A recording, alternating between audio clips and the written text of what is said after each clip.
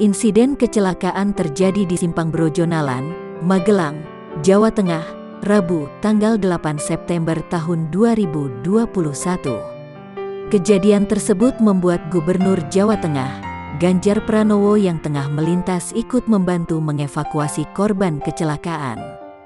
Dalam video tersebut Ganjar tampak mengenakan baju batik. Ia tampak memberikan komando ke sejumlah polisi dan warga untuk reaksi cepat tanggap.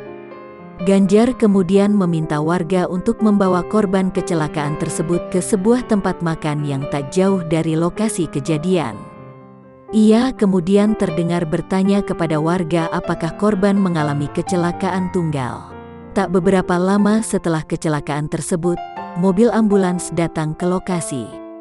Korban kemudian langsung dibawa masuk ke dalam mobil ambulans. Orang nomor 1 di Jawa Tengah itu juga tampak menenangkan keluarga korban yang menangis histeris.